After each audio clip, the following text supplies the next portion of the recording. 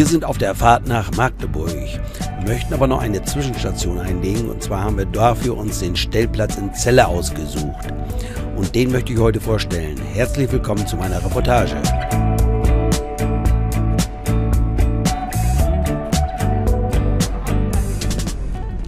Wir haben Celle aus nordwestlicher Richtung angefahren, und zwar über die B214. Wir werden jetzt durch Schilder darauf hingewiesen, dass es eine Unterführung gibt mit einer Durchfahrtshöhe von 3,40 Meter. Wir sind etwa 3,30 Meter hoch, sollte also klappen. Ich zeige das deshalb so ausführlich, da es inzwischen viele Fahrzeuge gibt, die höher sind als 3,40 Meter, und deshalb ist es wichtig, das zu wissen.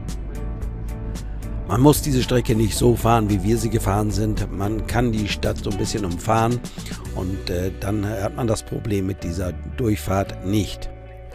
Man sieht es ja auf der Karte, man kann den Platz aus verschiedenen Richtungen anfahren. Dort, wo ich so wild rumgemalt habe, dieses Rote Kreuz, dort ist diese Unterführung. Wir durchfahren jetzt Celle. Es ist ein Sonntag, Ende Juni. Im Moment wenig Verkehr hier auf der Straße. Der Stellplatz hier in Celle heißt Am Badeland und er liegt direkt neben einem Schwimmbad. Und wir sind jetzt gleich da. Hier gleich auf der rechten Seite kommt die Zufahrt zum Stellplatz. So, jetzt haben wir ihn erreicht. Hier auf der rechten Seite, wir sehen die ersten Wohnmobile und auch Parkflächen. Aber das konnte eigentlich nicht sein, der Platz, denn wir hatten vorher uns Fotos angesehen. Das sah ganz anders aus als diese Plätze hier. Das haben wir dann aber schnell festgestellt, dass das sogenannte Notplätze sind. Das heißt, wenn der Stellplatz voll ist, kann man hier auch stehen, muss natürlich auch mit bezahlen. Der Stellplatz liegt ein bisschen weiter zurück. Wir sehen hier die Zufahrt und jetzt mal einen Schwenk hier rüber. Das sind die Notplätze. Wir sind dann an der Einfahrt stehen geblieben und haben uns dann den Platz erstmal angeschaut und hatten schon befürchtet, wir bekommen gar keinen Platz mehr hier, denn es ist alles belegt. Und überall dort, wo reserviert ist, stehen dann solche Pinolen. Aber dann hat es sich herausgestellt, dass dort das Datum draufsteht, für wann diese Plätze reserviert sind. Und so kann man sich dann den Zwischenzeitraum, wenn da noch was frei ist, dorthin stellen. Wir haben dann einen Platz im Außenbereich hier genommen. Wir hätten auch noch einen anderen Platz nehmen können. Es waren immer noch welche frei. Ich habe dann später erfahren, dass es hier wohl so ist, dass viele Camper immer hier wieder gerne herkommen zu diesem Stellplatz und dann auf jeden Fall vorher reservieren. Mit dem Reservieren, das ist ja so ein Ding, das ist nicht unser Ding. Wir fahren ja lieber so drauf los und hoffen, dass wir einen freien Platz finden. Wir sehen hier im Hintergrund das große Gebäude, das ist das Schwimmbad. Davor das Gebäude, gehört zum Stellplatz. Dort ist untergebracht sanitäre Anlagen, Büro, Bezahlautomat und so weiter. Da ja Sonntag ist und wir ein super schönes Wetter haben, hört man auch den Geräuschpegel vom Schwimmbad.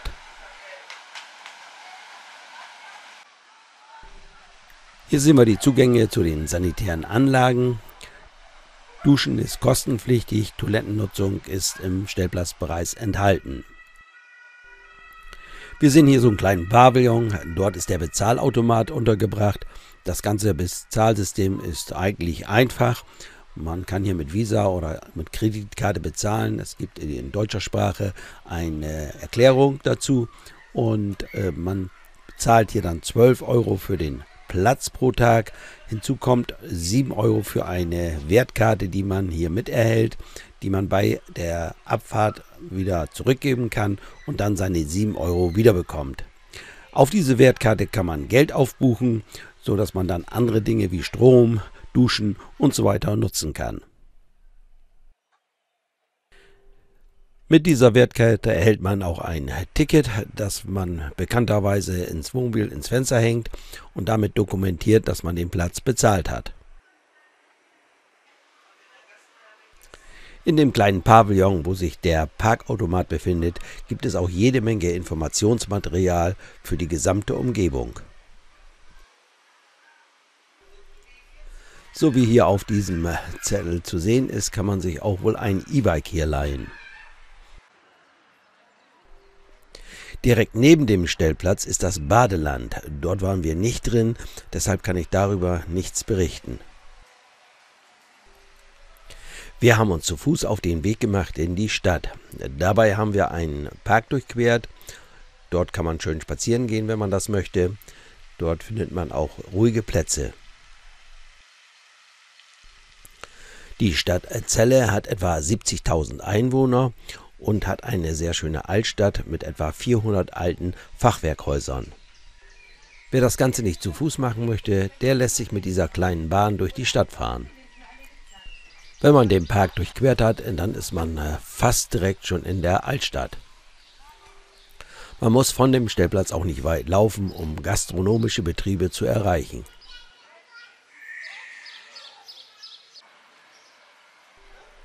Sehenswürdigkeiten sind gut ausgeschildert und schnell zu erreichen, auch zu Fuß.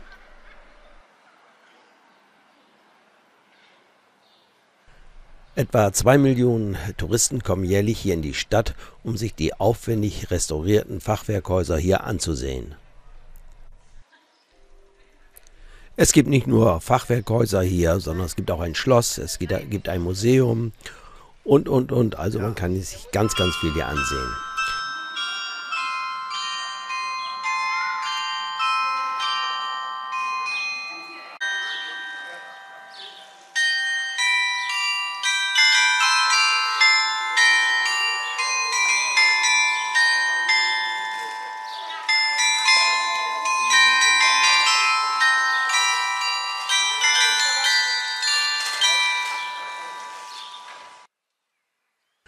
Zurück zum Stellplatz. Am Abend ist der Platz fast voll ausgebucht oder man kann sagen, er ist ausgebucht. Und was mir aufgefallen ist, es sind viele skandinavische Wohnmobile hier auf dem Platz. Was mir in der Dämmerung aufgefallen ist, sind die leuchtenden Symbole der Stromanschlüsse. Hier kann man mit seiner Wertkarte, sofern man Geld drauf hat, Strom aufbuchen bzw. Geld aufbuchen und damit den Strom bezahlen. Und wenn man zu viel aufgebucht hat, kann man das wieder zurückbuchen, sodass man nichts verschenkt. Die Parzellen sind hier recht groß, so wenn man mit einem Anhänger kommt, man ihn mit auf die Parzelle stellen kann. Steht man im Außenbereich, hat man auch die Möglichkeit, eine Rasenfläche mitzunutzen. Am Abend ist der Platz gut ausgeleuchtet, sodass man auch ohne Probleme das Sanitärgebäude findet.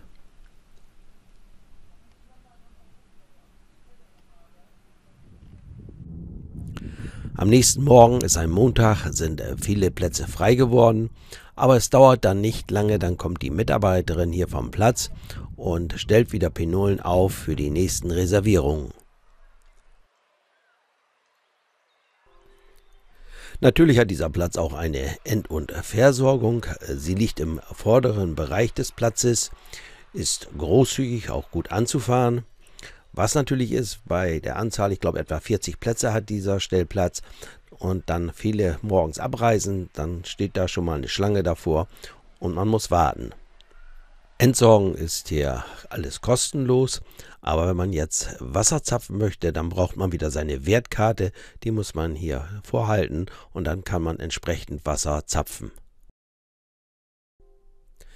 Jetzt werfen wir nochmal einen Blick in das Sanitärgebäude. Während unseres Aufenthalts war es dort immer sauber und ordentlich.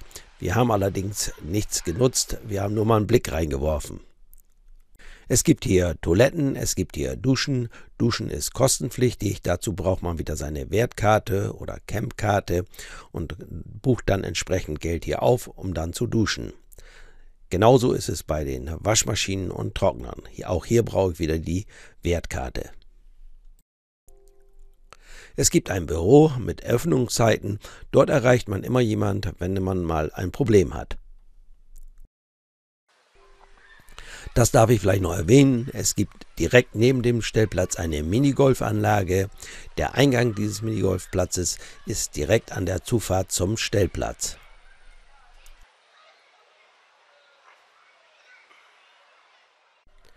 Alle Plätze sind auf Rasengittersteinen, haben eine Breite von ca. 6 Meter und eine Tiefe von etwa 10 bis 12 Metern.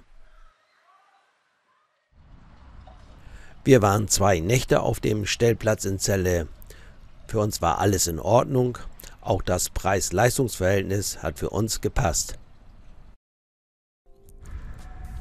Für uns geht es von hier aus weiter nach Magdeburg.